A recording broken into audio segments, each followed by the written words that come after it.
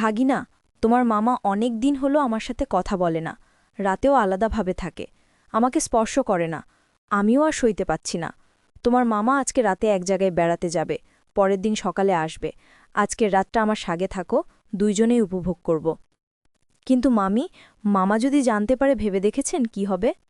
আরে ভাগিনা, চিন্তা করো না, কিছু হবে না। আর আমাদের বাসা তো আর কেউ নাই, সে জানতে পারবে না। ঠিক আছে মামি, আজকে রাতে প্রস্তুত থাকেন। তো বন্ধুরা, এরপর যা হলো শুনতে চাইলে ভিডিও না টেনে দেখো, তোমাদের ওইটাও দাঁড়িয়ে যাবে। আর কানে হেডফোন লাগিয়ে নাও, ফাঁকা জায়গায় চলে যাও। তাহলে শুরু করি আজকের গল্প। রাহুলের ছোটবেলা থেকেই তার মামার বাড়িটা ছিল তার দ্বিতীয় ঘর। তার মা বাবা ব্যস্ত থাকতেন কাজে, তাই ছুটিতে সে চলে যেত মামার কাছে। মামা ছিলেন একজন সফল ব্যবসায়ী, সবসময় ভ্রমণে থাকতেন। আর মামি সোনালি ছিলেন বাড়ির সব কিছু সামলানোর দায়িত্বে।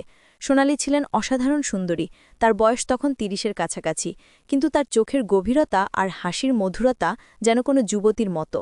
রাহুল ছোটবেলায় তাকে মামি বলে ডাকত, কিন্তু কিশোর বয়সে পৌঁছানোর সাথে সাথে তার মনে একটা অদ্ভুত অনুভূতি জন্ম নিল। সে লক্ষ্য করতে শুরু করল সোনালির হাসি, তার চলাফেরা, এমনকি তার স্পর্শ যখন সে রান্না করে খাওয়াতো বা গল্প বলতো। একদিন রাহুলের মনে পড়ে গেল সেই দিনটা যখন সে ১৮ বছরের হয়েছে।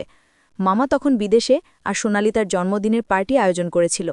পার্টির পর সবাই চলে গেলে সোনালি বলল, রাহুল, আজ তোমার জন্য একটা স্পেশাল গিফট আছে। সে রাহুলকে তার ঘরে নিয়ে গেল এবং একটা ছোট্ট বাক্স দিল। ভিতরে ছিল একটা ঘড়ি। কিন্তু যখন সে ঘড়িটা পরিয়ে দিচ্ছিল, তাদের হাত স্পর্শ হলো এবং রাহুলের শরীরে একটা বিদ্যুতের ঝিলিক খেলে গেল। সোনালিও যেন থমকে গেল, তার চোখে একটা অদ্ভুত আলো জ্বলে উঠল। সেই মুহূর্ত থেকে তাদের মধ্যে একটা অদৃশ্য সুতো বাঁধা পড়ল। সময় এগিয়ে চলল। রাহুল কলেজে ভর্তি হল, কিন্তু তার মন পড়ে থাকত মামির কাছে। সে প্রায়ই মামার বাড়িতে যেত এবং প্রতিবারই তাদের মধ্যে কথা হতো গভীর। সোনালি তার স্বামীর সাথে সুখী ছিল না, মামা সব সময় কাজে ব্যস্ত, তাদের মধ্যে কোনো রোম্যান্স ছিল না। সোনালি রাহুলকে বলতো তার জীবনের কথা, আর রাহুল শুনত মন দিয়ে। এক রাতে বৃষ্টির মধ্যে রাহুল মামার বাড়িতে এলো। মামা ছিল না, সোনালি একা। তারা চায়ের কাপ নিয়ে বসল বারান্দায়। বৃষ্টির শব্দে ঘিরে তাদের কথা চলছিল। হঠাৎ সোনালি বলল, রাহুল, তুমি কখনো ভালোবাসা অনুভব করেছ? রাহুলের হৃদয় ধক করে উঠল। সে বলল, হ্যাঁ মামি, কিন্তু সেটা বলতে পারি না। সোনালি হাসল আর বলল, আমি জানি রাহুল, তোমার চোখ বলে দেয়। সেই রাতে তাদের মধ্যে প্রথম চুম্বন হল, বৃষ্টির জলে ভিজে যাওয়া ঠোঁটে। এটা ছিল একটা নিষিদ্ধ মুহূর্ত, কিন্তু তাদের জন্য সেটা ছিল স্বর্গীয়। পরের দিনগুলোতে তাদের সম্পর্ক গভীর হতে থাকল। তারা লুকিয়ে দেখা করত, রাতের অন্ধকারে কথা বলত, একে অপরের শরীর অন্বেষণ করত। সোনালির স্পর্শ রাহুলের জন্য ছিল অমৃত, আর রাহুলের যৌবন সোনালির জীবনে নতুন আলো এনে দিয়েছিল। কিন্তু এই ভালোবাসা ছিল ঝুঁকিপূর্ণ। সমাজ, পরিবার সবাই জানলে ধ্বংস হয়ে যেত। একদিন মামা ফিরে এলো অপ্রত্যাশিতভাবে এবং তাদের একটা ঘনিষ্ঠ মুহূর্ত দেখে ফেলল। ঝড় উঠল বাড়িতে। মামা রেগে গেলেন, সোনালিকে অপমান করলেন, রাহুলকে বাড়ি থেকে বের করে দিলেন। রাহুলের জীবনটা ছিন্ন ভিন্ন হয়ে গেল। সে চলে গেল দূর শহরে, কিন্তু তার মন পড়ে রইল সোনালির কাছে। সোনালিও ভেঙে পড়ল, তার স্বামীর সাথে সম্পর্ক আরও খারাপ হল। কয়েক মাস পর সোনালি রাহুলকে ফোন করল। সে বলল, রাহুল, তোমাকে ছাড়া আমি বাঁচতে পারছি না। তারা সিদ্ধান্ত নিল একসাথে পালিয়ে যাবে, কিন্তু পালানোর আগের রাতা মামা জানতে পারল এবং সোনালিকে আটকে রাখল। রাহুল একা চলে গেল, কিন্তু তার হৃদয় ভেঙে গেল। বছর কয়েক কেটে গেল। রাহুল একটা সফল চাকরি পেল, কিন্তু তার জীবনে কোনো আনন্দ ছিল না। একদিন সে শুনল মামা মারা গেছেন, হার্ট অ্যাটাকে। সে ফিরে এলো বাড়িতে। সোনালিকে দেখে তার চোখ ভিজে উঠল। সোনালিও তাকে দেখে কেঁদে উঠল। কবর দেওয়ার পর তারা একা হল। সোনালি বলল, রাহুল, আমাদের ভালোবাসা কখনো শেষ হয়নি। তারা আবার এক হয়ে গেল, কিন্তু এবার সমাজের চোখে বিধবা আর তার ভাগ্নে হিসেবে। তাদের ভালোবাসা এখনও নিষিদ্ধ, কিন্তু তারা সিদ্ধান্ত নিল একসাথে থাকবে, যাই হোক না কেন। গল্পটা এখানে শেষ হচ্ছে না, এটা চলতে থাকবে তাদের জীবনে। এই গল্প থেকে আমরা শিখি যে ভালোবাসা কখনো সীমাবদ্ধ হয় না, কিন্তু সেটা নিয়ে চলতে হলে সাহস লাগে।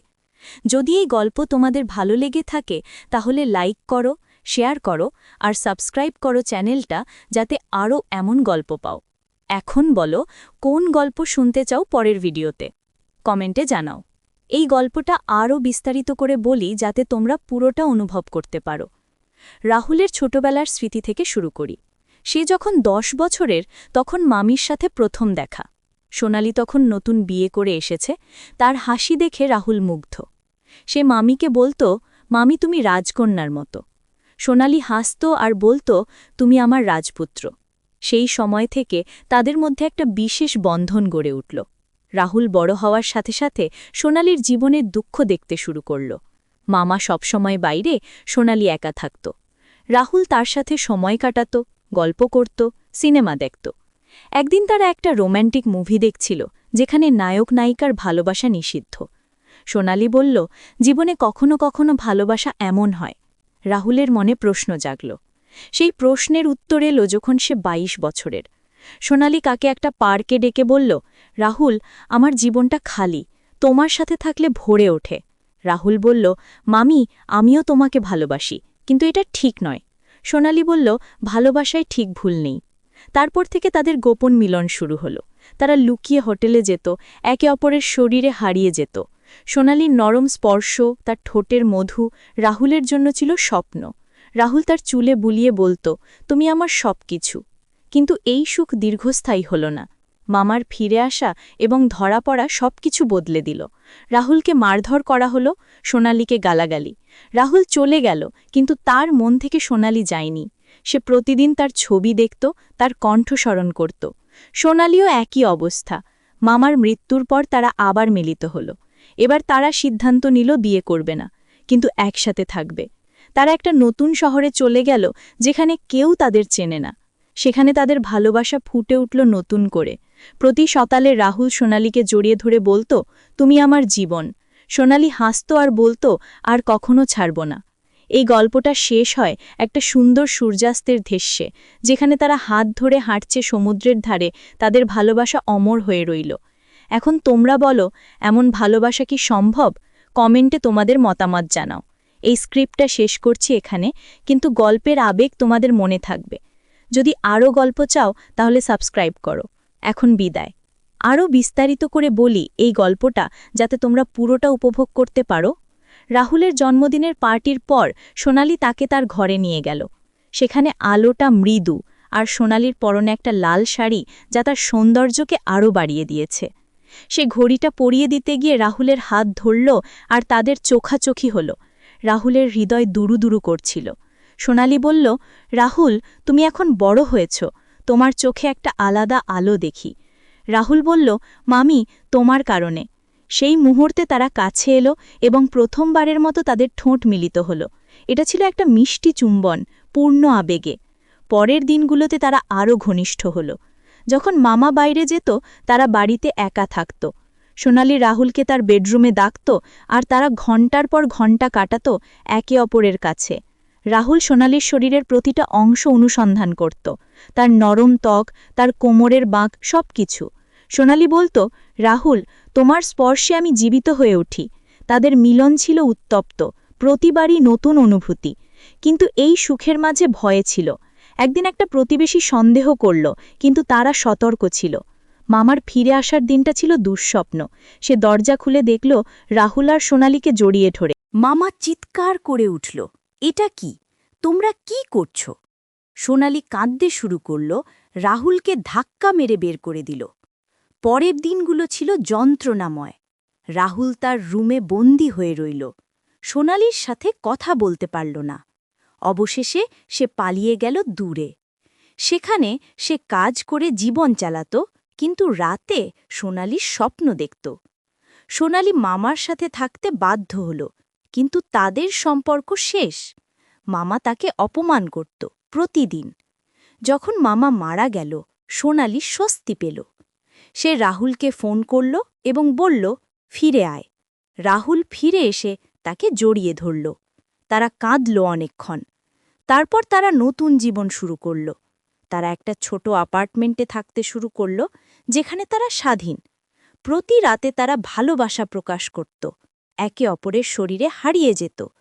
সোনালি বলত, রাহুল, তোমার সাথে আমি পূর্ণ।